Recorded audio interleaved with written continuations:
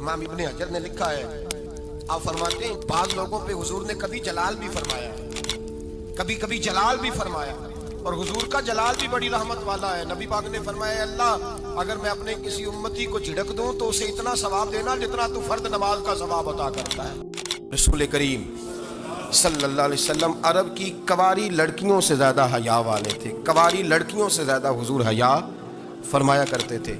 जब खाना काबा की मक्का शरीफ में तामीर हो रही थी ना, अहले अरब उसको तामीर कर रहे थे, तो नबी पाक सल्लल्लाहु अलैहि वसल्लम अपने चचा हजरत अब्बास के साथ खाना काबा की तारीफ में मसरूफ़ थे।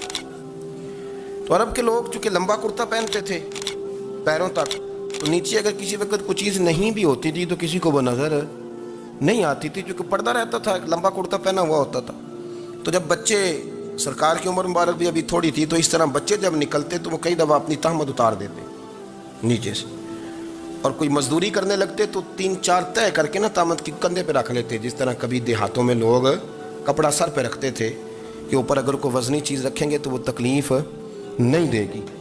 नबी पाक सल्लल्लाहु अलैहि वसल्लम भी सब लोगों के साथ खाना काबा की तामीर में शामिल थे। तो हज़रत अब्बास रदी अल्लाह ताला अन्हु ने कहा हुजूर से, अभी अल्लाह ने नबूवत भी नहीं फरमाया था, भतीजे आप भी तामद उतारिए, ये सही मुस्लिम में हदीस मौजूद, और इसको कंधे पे रख लीजिए, आप ईंटें उठा उठा के ला रहे हैं तो ज़रा आपको तकलीफ़ नहीं होगी।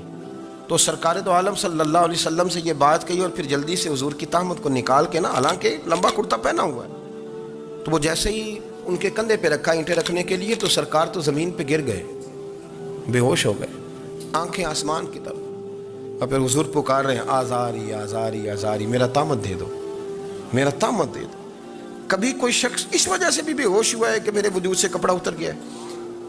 हालांकि सरकार पर वो बेहोशी भी नबी पाक का वो जो गलबा है ना शर्म हया का, उसकी वजह से, वरना तो हुजूर फरमाते हैं कि मेरी आंखें सो जाती हैं, दिल तो मेरा उस आलम में भी जागता रहता है। तो सरकार जमीन पे तशरीफ ले आए, आंखें मेरा तामद दे दो, मेरा तामद दे दो। तो जल्दी से उन्होंने तामद दिया तो हुजूर ने बांध लिया। फिर तबीयत मुबारक में तसल्ली हुई, यानी हम उस रसूल के गुलाम हैं कि जिनके तो वजूद से कपड़ा उतर जाए तो हुजूर बर्दाश्त नहीं करते। शादियां मिलने आई, शादी को कुछ दिन गुजरे तो हलीमा सादिया मिलने आई। हजरत हलीमा सादिया सगी अम्मा नहीं, रजाई अम्मा है। यहाँ तो सगी अम्मा बर्दाश्त नहीं होती, सगी अम्मा, और वो बहू सोचती नहीं बात करते हुए, सोचती नहीं, वो सोचती नहीं कि किसके बारे में बात कर रही है, उसे पता ही नहीं कि तुझे तो पला पलाया ये मिला है ना। कभी इसकी अम्मा से पूछ उसने कितनी तकलीफें बर्दाश्त की, उससे पूछ किस दिक्कत में, किस आजमाइश में इस बच्चे को परवान चढ़ाया है। तू आज मालक बनी है तो तू रंग ही बदल गई है। और बच्चा भी बीवी के साथ मिलकर के अम्मा की गिबत करता है, सोचता ही नहीं कि बात किसकी हो रही है, इसे ख्याल ही नहीं आता। हजरत हलीमा सादिया रजाई माँ है। जब तशरीफ लाई तो मुस्तफा करीम ने फरमाया, खदीजा ये मेरी अम्मा है। जनाब हलीमा सादिया कहती है, मैं घर में रही, मेरी खिदमत की, मुझे खाना पका के दिया, बिस्तर बिछा के दिया, कपड़े लेके दिए, और जब मैं जाने लगी तो कहने लगी आप मेरे मुस्तफा की अम्मा है, पहली दफा आई है, थोड़ा सा तोहफा ना दे दूं? मैंने कहा जैसे मर्जी। हजरत हलीमा कहने लगी। तो जनाब हलीमा सादिया को 40 बकरियां और 1 ऊंट तोहफे में अता फरमाया। हुजूर का तो जलाल भी करम वाला है, करम वाला जलाल है रसूल पाक का। अक्सर बाद लोगों पर हुजूर नाराज भी होते, लेकिन इमाम इब्ने हजर फतहुल बारी में फरमाते हैं कि सहाबा और अहले बैत में से हजरत खदीजतुल कुबरा की वो हस्ती है जिस पर कभी नबी पाक नाराज नहीं हुए, कभी नाराज नहीं हुए। ये सबसे बड़ी फजीलत है हजरत खदीजा की, कभी नाराज नहीं हुए नबी किसी मौके पर भी। हजरत खदीजतुल कुबरा रदी अल्लाह ताला अन्हा से नाराज नहीं हुए, बल्कि बुखारी शरीफ में लफ्ज कुछ इस तरह के हैं। मैंने शुरू में कहा कि हजरत खदीजा की 20 कनीजाएं थी, नौकरानियां थी, घर के अंदर नौकर चाकर थे, रेल पेल थी, कोई काम कभी नहीं किया था। हजरत खदीजतुल कुबरा ने एक दिन खाना पकाया, और खाना पका के अपने हाथों से जब निकली ना और आ रही थी हुजूर को खाना देने, तो बुखारी में मौजूद है, जब हजरत खदीजा आई तो नबी पाक ने फरमाया, खदीजा तेरे आने से पहले हजरत जिब्रील आ गए, और वो कह रहे हैं या रसूलल्लाह खदीजा बर्तन में खाना लेके आ रही है, और जब वो खाना लेके आ जाए तो उसे कह दीजिएगा उसका रब उसे सलाम कहता है, उसका रब उसे, اللہ اکبر، جس کو اللہ سلام کہے۔ فاضل بریلوی فرماتے ہیں حق گزارے رفاقت پہ لاکھوں، حق گزارے رفاقت پہ لاکھوں سلام، حق گزارے رفاقت پہ لاکھوں سلام۔ حضرت خدیجہ الکبریٰ، نبی پاک صلی اللہ علیہ وسلم نے فرمایا میری امت میں سب سے زیادہ حیا کرنے والے عثمان غنی ہیں۔ عثمان غنی سب سے زیادہ حیا کرنے والے۔ آپ فرمایا کرتے تھے جب سے حضور کا چہرہ دیکھا ہے میں نے کبھی اپنی شرمگاہ بھی نہیں دیکھی، میں نے آنکھوں کا وضو نہیں توڑا، اور جب سے حضور کے دست مبارک میں نے بیعت کے لیے سیدھا ہاتھ بڑھایا تو پھر سیدھا ہاتھ میں نے کبھی گندگی کو نہیں لگایا۔ حیات۔ آپ باتھ روم کے اندر بھی غسل فرماتے تھے تو کپڑوں سمیت کرتے تھے۔ کسی نے کہا حضرت واش روم کے اندر کیوں نہیں کپڑے اتارتے؟ آپ فرمانے لگے باہر بندوں سے حیا کرتا ہوں، اندر جاتا ہوں تو رب سے حیا آنی شروع ہو جاتی، وہ تو دیکھ رہا ہے نا۔ تو میں جو بات آپ کی خدمت میں عرض کرنا چاہتا ہوں اس کو آپ سمجھیے گا میرے عزیز، کہ شرم والا مزاج، گفتگو بھی شرم والی، آنکھیں بھی شرم والی، لباس بھی شرم والا، دوستی یاری بھی شرم والی، بہت ساری ایسی باتیں۔ دیکھیں نا آپ ذرا، میں نے کہا کہ باتوں کو سن کے گزر نہ جایا کریں، اس کی گہرائی پر غور کریں۔ اور نبی رحمت علیہ السلام کی پہلی بات نہیں بیویوں کی آنکھوں میں آنسو پیدا کر دیے۔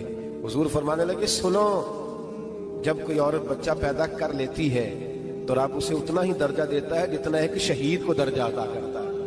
اور فرمایا جب وہ عورت اس کا بچہ آ جاتا ہے اب وہ رات کو روتا ہے، وہ اٹھتا ہے، پخانہ اور پیشاب کرتا ہے، اپنے وجود کو آلودہ کر لیتا ہے، تو نبی پاک صلی اللہ علیہ وسلم فرمانے لگے وہ عورت یہ فکر نہ کرے کہ وہ دیکھو مرد تو آرام سے سویا ہوا ہے اور میں اٹھ کے بچے کو صاف کر رہی ہوں، پخانہ پیشاب دھو رہی ہوں۔ میرے محبوب نے ہر مرتبہ فکر کو، حضور نے زندگی کے ہر شعبے سے تعلق رکھنے والے آدمی کو عزت دی۔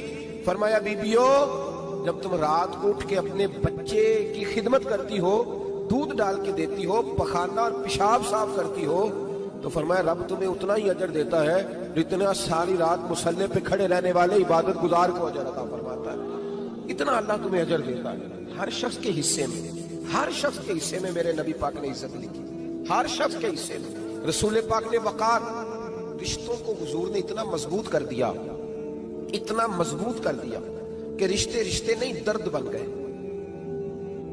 ماں کا نام آتا ہے تو آنکھوں میں آنسو آ جاتے ہیں، ماں کا نام آتا ہے تو دل تڑپتا ہے نا یار۔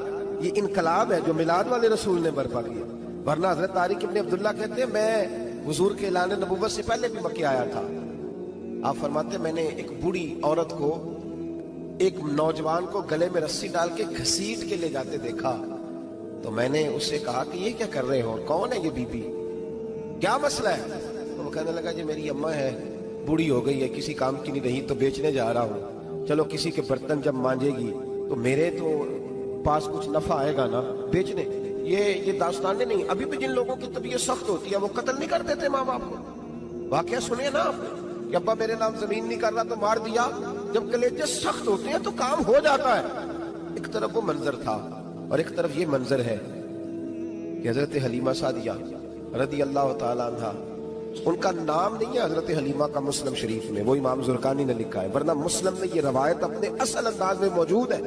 حضرت ابو ہریرہ رضی اللہ تعالیٰ عنہ فرماتے ہیں کہ جناب حلیمہ بوڑھی عورت، سادی عورت، اگر آپ کبھی معاشرتی لحاظ سے حضرت حلیمہ کا انداز دیکھیں گے نا، توجہ ہے میری بات پر، سمجھ آ رہی ہے آپ حضرات کو؟ جو ہمارا معاشرتی ماحول ہے نا، معاشرتی ماحول، تو حضرت حلیمہ سعدیہ رضی اللہ تعالیٰ عنہ کی حیثیت آج کے معاشرے میں اگر دیکھی جائے تو ایک آیا، بچوں کو پالنے والی آیا نہیں ہوتی، وہ آیا تھی۔ اسکول میں ایک آیا ہوتی ہے، جب بچہ چھوٹے ہمارے پرائیویٹ سکولز میں بچے جاتے ہیں تو عورت سنبھالتی ہے، دودھ ڈال دیتی ہے، کئی دفعہ فیڈر بھی پلا دیتی ہے، بچہ اگر پخانہ پیشاب کرتا ہے تو خدمت کرتی۔ یہ عورتیں اس زمانے میں چھوٹے بچے لے جاتی، پالا کرتی۔ تو بتانا دائی کی، آیا کی، میں مثال دے رہا ہوں، اور نرس کی کیا حیثیت ہے معاشرے میں۔ اور حضرت حلیمہ سعدیہ جب نبی پاک کو واپس لے کے آئی تھی تو چلو کچھ نہیں، لیکن نہ کچھ معاوضہ بھی انہیں حضرت عبد المطلب نے عطا کیا تھا۔ جناب آمنہ نے انہیں کچھ، ایک معنی یہ بھی ہو سکتا تھا کہ پیسے دے کے یہ کام کرایا، معنی ہو سکتا تھا۔ آج جو گھر میں اماں برتن دھوتی ہے اس کی کیا حیثیت ہوتی ہے؟ وہ تو بیچاری جن برتنوں کو دھو کے ہمیں دیتی ہے، بعد میں انہی برتنوں میں ہم انہیں کھانا کھانے کی اجازت نہیں دیتے۔ لیکن میرے رسول پاک نے رشتوں کو عزت دے دی، اس طرح کی عزت دی، اس طرح کی عزت دی کہ جناب حلیمہ مسجد نبوی کا دروازہ گزری ہی تھی کہ حضرت ابو ہریرہ فرماتے ہیں نبی پاک ممبر پر اٹھ کے کھڑے ہو گئے، رسول پاک کھڑے ہوئے، نبی پاک میں کبھی کبھی یہ روایت دیکھتا ہوں تو میرا دل کرتا ہے میں اپنے آپ سے پوچھوں، میرا دل کرتا ہے میں اپنے یاروں دوستوں خطباء سے، واعظین سے، پیروں سے، مشائخ سے پوچھوں کہ تو بھی بتا، جب تو شاگردوں کو پڑھا رہا ہوتا ہے اور تیرے ابا جی آتے ہیں تو کبھی اٹھ کے کھڑا ہوا ہے؟ اپنے جیسے لوگوں سے، اچھے علماء کی بات نہیں کرتا، کبھی سوال کرو۔ یہ بڑا مشکل کام ہوتا ہے، بڑا مشکل کہ عالم دین تقریر کر رہا، والد آ جائے، بندہ اٹھ کے کھڑا ہو۔ لیکن رسول پاک نے عزتیں دی، وقار دیا۔ جناب حلیمہ داخل ہوئی تو حضور منبر پہ کھڑے ہوئے اور اتنی تیزی سے حضور آگے بڑھے، اپنی چادر کو اتارا اور پھر میرے رسول نے زمین پہ بچھایا اور پھر حضرت حلیمہ سعدیہ بیٹھ گئی۔ اور جناب ابو ہریرہ فرماتے ہیں جتنی دیر نبی پاک ان کے سامنے بیٹھے رہے اتحیات کی حالت میں بیٹھے رہے۔ حضور نے رشتوں کو وہ وقار دیا، وہ حسن دیا کہ رشتے درد بن گئے ہیں۔ اب ماں کا نام دل میں بعد میں آتا ہے، زبان میں بعد میں آتا ہے، آنسو پہلے آتے ہیں۔ اب ماں کا رشتہ ایک وقار ہے، ایک حسن۔ الحاوی للفتاوی میں امام جلال الدین سیوطی رحمت اللہ لکھا ہے فتح مکہ کے بعد نا کمال ہو گیا، وَرَأَيْتَ النَّاسَ يَدْخُلُونَ فِي دِينِ اللَّهِ أَفْوَاجًا، فوجوں کی فوجیں دین میں آ گئی۔ ایک زمانہ تنہائیوں کا ہوتا ہے، ایک عروج کا ہوتا ہے۔ عروج کے زمانے میں بڑے تعلق، بڑے رش، بڑی باتیں۔ اب حال یہ تھا فتح مکہ کے بعد کہ پہلے تو ایک آدھ آدمی کلمہ پڑھتا تھا، فوجوں کی فوجیں آتی۔ ایک دن نبی پاک نماز پڑھانے آئے مسجد میں۔ میرے نبی پاک صلی اللہ علیہ وسلم جب مسجد میں آئے تو مسجد کھچا کھچ بھری ہوئی، گلیاں بھی بھری، 10,000 کے قریب لوگ مدینے میں جمع ہیں حضور کے پیچھے نماز پڑھنے کے لیے۔ پڑھیے صلی اللہ علیہ وسلم۔ نبی پاک صلی اللہ علیہ وسلم تشریف لائے نا، جیسے ہی مسجد میں داخل ہوئے تو 10,000 کا مجمع اٹھ کے کھڑا ہو گیا۔ ہمارے لیے لوگ کھڑے ہوتے ہیں تو ہماری آنکھیں پرنم نہیں ہوتی، بلکہ ہم اپنا حق سمجھتے ہیں۔ ہم کہتے ہیں ان کا بنتا ہے کھڑے ہونا، حالانکہ بھائی دنیا سب کے لیے کھڑی نہیں ہوتی۔ جب کوئی کھڑا ہونا تو نظر جھک جانی چاہیے اور تیرے دل میں خیال آنا چاہیے کہ یا اللہ مجھ پہ رحم ہی رکھنا، اے اللہ میری پردہ پوشی کرنا، یا اللہ یہ تیری دی ہوئی عزت ہے، مہربانی کر، خفیہ تدبیر سے محفوظ فرما۔ کہ ہمیں احساس نہیں ہوتا الا ماشاءاللہ۔ اللہ کے محبوب داخل ہوئے تو 10,000 کا مجمع کھڑا ہو گیا۔ 10,000 آدمی کھڑا ہو تو ایک کیف بنتا ہے۔ تو میرے جیسا آدمی تو بیس کو سیدھی کرنے لگ جاتا ہے نا کہ بڑی شان ہے جناب، کالر ٹھیک کر لو، دستار سیدھی کر لو، کیا بات۔ اتنے لوگ بھی کبھی کسی کے گاڑی کے پیچھے بھاگے، لیکن نبی پاک کا انداز کیا تھا؟ رسول پاک کی آنکھوں میں آنسو آ گئے۔ 10,000 آدمی کھڑا ہوا، حضور رو پڑے اور اتنا روئے کہ جناب ابو ہریرہ رضی اللہ تعالیٰ عنہ فرماتے ہیں کہ میں نے نبی پاک کے سینے سے آواز نکلتی دیکھی۔ جب آدمی زیادہ روتا ہے تو سینے سے آواز آتی، حضور روئے کہ سینے سے آواز آئی۔ آپ فرماتے ہیں پھر حضور نے آنسو پوچھے، پھر نماز مکمل ہوئی۔ جب لوگ چلے گئے تو حضرت ابوبکر صدیق اٹھ کے قریب گئے، کہا یا رسول اللہ صلی اللہ علیہ وسلم آج کوئی وجہ نہیں تھی رونے کی، آپ آئے ہیں اور رونا شروع کر دیا۔ تو میرے محبوب فرمانے لگے آج جب میں نے اپنی وہ شانیں دیکھی، وہ مقام دیکھا تو مجھے اپنی اماں کی یاد آ گئی، ماں کی یاد۔ رشتوں کو وہ عزت دی، وہ وقار دیا، وہ حسن دیا۔ کہاں نماز کے لیے لوگوں کا کھڑا ہونا اور کہاں اماں کی بات چھیڑ دینا۔ میرے حبیب فرمانے لگے مجھے اپنی اماں آمنہ کی بات یاد آئی۔ میری ماں نے تو وہ دور دیکھا تھا جب وجود پہ کپڑے بھی پورے نہیں تھے، دل کرتا تھا آج اماں موجود ہوتی، میں نماز پڑھانے آتا، اللہ اکبر کہہ کے نیت باندھتا، سبحانک اللہ کے بعد سورہ فاتحہ پڑھتا اور سورہ فاتحہ مکمل پڑھ لیتا کہ میری اماں آمنہ کو کوئی کام یاد آتا، وہ پڑھتا سرکا کے کہتی بیٹا محمد میری بات تو سننا، تو محبوب فرماتے اللہ کی عزت کی قسم میں نماز چھوڑ دیتا، پہلے ماں کی بات سن کے آتا، میں چھوڑ دیتا نماز۔ وقار دے دیا، وقار، وہ حسن بخشا، وہ توانائی بخشی۔ عرب کے اندر سال کے بعد عورتوں کا ایک میلہ لگتا تھا خانہ کعبہ کے پاس، صرف عورتیں اکٹھی ہوتی تھی، میلہ لگا ہوا تھا۔ ایک تورات جاننے والا یہودی عالم بھی آیا ہوا تھا، وہ بیویوں کے مجمع پہ نظر ڈال کے کہنے لگا بیویوں مرد کا کام تو کوئی نہیں عورتوں کے مجمع میں بات کرنا، لیکن میں تمہیں ایک پیغام دینے لگا ہوں، اللہ کے آخری رسول جو مکے میں پیدا ہونے والے ہیں ان کے آنے کا وقت قریب آ گیا ہے۔ وہ بی بی بڑی خوش نصیب ہوگی جنہیں ان کی رفاقت ملے گی۔ عورتوں نے جب دیکھا کہ مرد آ گیا عورتوں کے میلے میں تو انہوں نے ڈانٹا، جھڑکا، کہا چل اٹھا اپنی کتابیں اور نکل جا۔ حضرت خدیجہ کہتی ہیں باقیوں نے ڈانٹا پر میں نے بات پلے سے باندھ لی، میں نے پلے سے باندھ لی اور میں انتظار کرنے لگی کہ اللہ کرے وہ نصیب میرے ہی ہو، اللہ کرے مقدر میرا ہی کھلے۔ آپ فرماتی میں تسبیح پڑھتی، درود پڑھتی، میں اس زمانے میں جو اللہ کا ذکر جس طرح ہوتا تھا وہ میں شروع کرتی، اور جب فارغ ہوتی تو میں التجا کرتی کہ اللہ میرے نصیبے کھول دے۔ کہتی ہیں آہستہ آہستہ آہستہ آہستہ میں حضور کی تعریف سننے لگی، آہستہ آہستہ تعریف سننے لگی۔ نبی پاک صادق ہیں، امین ہیں، سچے ہیں، دیانتدار ہیں، اس برے اور میلے معاشرے میں بھی وہ سب سے اعلیٰ بھی ہیں اور سب سے اجلے بھی ہیں، وہ سب سے پاکیزہ ہیں۔ میں سننے لگی تعارف، آہستہ آہستہ میں ان کی گرویدہ ہونے لگی۔ ادھر نبی پاک صلی اللہ علیہ وسلم اپنے چچا جناب ابو طالب کے پاس رہتے تھے، قحط آ گیا، حالات بگڑ گئے۔ حضور سید عالم صلی اللہ تعالی علیہ وسلم سے چچا کہنے لگے بیٹے اگر مال تجارت لے کے شام جاؤ تو بڑا نفع کماؤ گے، ہمیں ضرورت بھی ہے، اور اگر ہو سکے تو خدیجہ کا مال لے کے جاؤ۔ نبی پاک نے کہا چچا میں نہیں کہوں گا کسی سے جا کے، میں نہیں کہتا کسی سے جا کے، جو میرے نصیب میں ہوگا میرا رب خود عطا فرمائے گا، میں نہیں کہوں گا۔ مصطفیٰ نے تو نہیں کہا۔ حضرت خدیجہ رضی اللہ تعالیٰ عنہ کہتی ہے میں نے خود اپنی خادمہ کو بھیجا، میں نے کہا جا کے پوچھو تو صحیح کہ میرا مال قبول ہوتا بھی ہے کہ نہیں، پوچھو۔ نبی پاک صلی اللہ علیہ وسلم سے پوچھا، حضرت خدیجہ کی خواہش ہے کہ آپ مال لے کے جائیں، حضور نے قبول کر لیا۔ جناب خدیجہ الکبریٰ رضی اللہ تعالیٰ عنہ کے غلام تھے، میسرہ ان کا نام تھا۔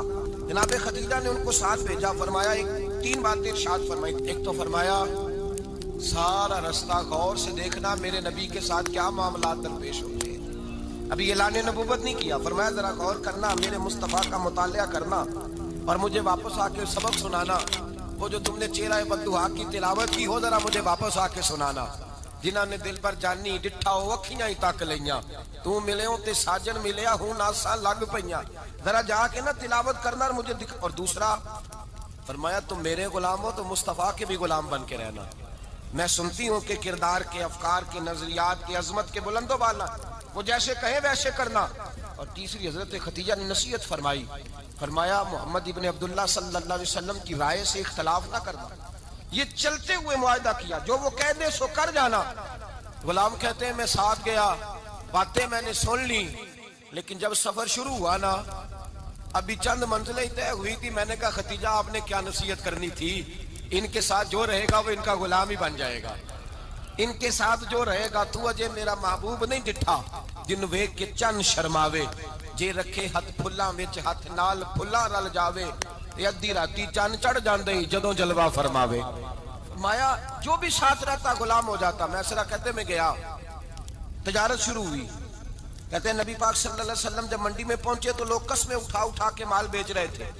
اللہ کے محبوب جب گئے نا تجارت کرنے تو ایک آدمی کہنے لگا چلو معاذ اللہ بتوں کے نام تھے لات و منات، کہنے لگا لات کی، عزا کی، منات کی قسم اٹھاؤ، تو نبی پاک فرمانے لگے ان کی قسم اٹھاؤں جن کا میں نام لینا بھی پسند نہیں کرتا۔ ابھی اللہ نے نبوت نہیں کیا، اور فرمایا ویسے بھی میں قسم دے کے مال نہیں بیچتا، خریدنا ہے تو خریدو، نہیں خریدنا تو نہ خریدو۔ کہتے ہیں لوگ قسمیں اٹھا اٹھا کے پیچھے جاتے تھے، پر میرے نبی جس سے رخ پھیرتے تھے وہ نبی پاک کے پیچھے ہو جاتا تھا۔ ماتے کئی گنا زیادہ نفع کمایا۔ ہم رستے میں تھے، حضور ایک درخت کے نیچے آرام کرنے لگے، ایک عیسائی راہب غار میں بیٹھا تھا، نکل کے آ گیا، مجھ سے کہنے لگا مجھے وہ جانتا تھا، میں سرا یہ کس کو ساتھ لائے، یہ کون ہے؟ میں نے کہا اہل قریش کے ایک معزز آدمی ہے۔ کہنے لگے یار جس درخت کے نیچے یہ لیٹے ہوئے ہیں یہاں عام آدمی نہیں لیٹ سکتا، یہاں وہی لیٹے گا جو اللہ کا سچا رسول ہوگا، یہاں دوسرا کوئی لیٹ ہی نہیں سکا، یہ رسول ہے، ان کا خیال رکھنا، خیال رکھنا۔ کاش میں اس وقت تک زندہ رہوں جب یہ نبوت کا اعلان کریں۔ میسرہ کہتے ہیں میں غلام ہو گیا، نبی پاک صلی اللہ علیہ وسلم کی ادائیں مجھے بھانے لگی۔ جب واپسی پہ نکلے تو گرمی بڑی شدید تھی، فرماتے ہیں جب دھوپ تیز ہوتی تو بادل کا سایہ آ کے حضور پہ سایہ کر دیتا، بادل کا ٹکڑا نبی پاک پہ۔ اللہ جانے کہاں بیٹھ کے لوگوں نے کتابیں پڑھی ہیں جو کہتے ہیں 40 سال کے بعد نبی بنے تھے، پتہ نہیں کہاں بیٹھ کے کتابیں پڑھی ہیں۔ ہم نے تو جو سیرت پڑھی ہے وہ بتاتی ہے کہ تیری حیات پاک کا ہر لمحہ پیغمبر لگے، ہر لمحہ پیغمبر لگے۔ یہاں تو وہ لوگ جو کئی سال پہلے 20 اور 25 سال پہلے حضور سید عالم صلی اللہ علیہ وسلم کی رفاقت میں رہے، وہ اعلان کر لوگ پتہ نہیں کہاں بیٹھ کے کتابیں پڑھتے ہیں، کہاں بیٹھ کے۔ میرے نبی پاک سے صحابہ نے پوچھا حضور آپ کب نبی تھے؟ فرمایا ابھی آدم کی مٹی گوندی جا رہی تھی، ابھی آدم کی مٹی گوندی جا رہی تھی، میں تب بھی اللہ کا رسول تھا۔ میرے بھائی نبی رحمت سید عالم صلی اللہ علیہ وسلم کے غلام حضرت خدیجہ کے غلام کہتے ہیں واپس آیا، اور پہلے بھی کئی دفعہ حضرت خدیجہ کا مال گیا تھا، بڑے نفع آئے تھے، پر جو نفع اس سال آیا وہ پہلے کبھی نہیں آیا تھا۔ کہتے ہیں مجھ سے حضرت خدیجہ کی سہیلی بھی بیٹھی تھی، میں بھی آ گیا، اور جناب خدیجہ کی سہیلی کہنے لگی چل مال کے بارے میں کچھ بتا، کتنا بکا؟ میں نے کہا مال چھوڑو، مصطفیٰ کی سنو۔ اور پھر کہتی چلو ٹھیک ہے، بادل سایہ کرتا تھا، چلو ٹھیک ہے، تم سے راہب نے پوچھا تھا، یہ صحیح ہے، انہوں نے تیری سارے رستے بڑی خدمت کی، تیرا بڑا خیال رکھا، پر یہ بھی بتا تجارت کیسے ہوئی؟ تو میں سرا کہنے لگا زندگی میں نے بھی ساری گزار دی ہے، پر اس رسول کے ساتھ 4 دن ہی گزارے ہیں، حد ہو گئی مجھ سے، اور کچھ نہ پوچھو، اور کچھ نہ پوچھو، آ میرے دل آمنہ کے لال کی باتیں کرے، اور کچھ نہ پوچھو، بس ذکر ان کا چھیڑیے ہر بات پر، اور چھیڑنا شیطان کا عادت کیجئے، بس مجھے حضور کے تذکرے بیان کرنے ہیں، ذکر مصطفیٰ کرنا ہے۔ حضرت خدیجہ الکبریٰ بڑی متاثر ہوئی، کہتی ہیں مجھے درجنوں لوگوں نے پیغام نکاح دیا تھا، پر میں نے سنی نہیں تھی، میں نے نفیسہ کے ہاتھ پیغام بھیجا، میں نے کہا میری عمر 40 سال ہے، ان کی 25 سال ہے، اور میرا احوال اور طرح کا ہے، وہ شہنشاہ ہے، جا کے پوچھو تو صحیح، بھلا میں قبول ہوتی ہوں؟ پوچھو۔ نفیسہ کہتی ہیں میں آئی تو وہ خاتون جن کے لیے لوگ بڑے بڑے قریش پیغام دیتے تھے، پیغام لے کے آئی، تو رسول پاک نے عجیب رنگ بیان کیا اپنی سیرت کا۔ جب میں پہنچی میں نے کہا خدیجہ نکاح کرنا چاہتی ہیں؟ نفیسہ کہتی ہے میرا خیال تھا کہ کوئی اور ہوتا تو کرسی سے اٹھ کھڑا ہوگا، فوراً کہے گا اچھا جلدی کرو بات کرو۔ جب میں نے آ کے کہا نا حضور خدیجہ نکاح کرنا چاہتی ہے، تو نبی پاک نے میری طرف دیکھا، فرمایا وہ کہتی ہیں کہ تم کہتی ہو؟ کہا وہ کہتی ہیں، تو حضور نے فرمایا ٹھہر جاؤ، میں اپنے چچا سے پوچھ کے بتاؤں گا، میں مشورہ کروں گا، میں پوچھ کے بتاؤں گا۔ آج بچوں کو کچھ سبق بڑے یاد ہیں، کہتے ہیں پسند کی شادی کرنا حضرت صاحب ناجائز ہے، پسند کی شادی کرنا کوئی ناجائز ہے؟ اور میں نے کہا بھائی صرف ایک ہی جائز چیز رہ گئی، اور کوئی شے جائز نہیں، یہ ایک ہی جائز چیز ہے جس کا فتویٰ سارے نوجوان پوچھتے پھرتے ہیں، سارے رانجے بنے پھرتے ہیں، مجنوں بنے پھرتے ہیں، سارے مئی وال ہو گئے، اللہ پاک کو ہدایت کی توفیق عطا فرمائے، سارے اس بری لت کا شکار ہو گئے۔ او بھائی نبی پاک سوائے خدا کے کسی کے پابند نہیں، لیکن میرے مصطفیٰ نے اپنی امت کو یہ درس دیا ہے کہ جو بڑوں کے شفقت کے سائے میں چلتا ہے اللہ اس کی مدد فرمایا کرتا ہے۔ تجھے کیا پتا تیرا اچھا بھلا کس بات میں؟ کہا نکاح کرنا چاہتی ہوں، فرمایا چچا سے پوچھ کے بتاؤں گا۔ خدیجہ رضی اللہ تعالیٰ عنہ کہتی ہیں انہوں نے پوچھا، جناب ابو طالب کہنے لگے یہ تو خوش قسمتی ہے کہ ہمیں ایسی بہو مل جائے جس کے کردار میں، افکار میں، نظریات میں اتنی نفاست۔ مصطفیٰ کریم کے ساتھ نکاح ہوا، قربان جائیں۔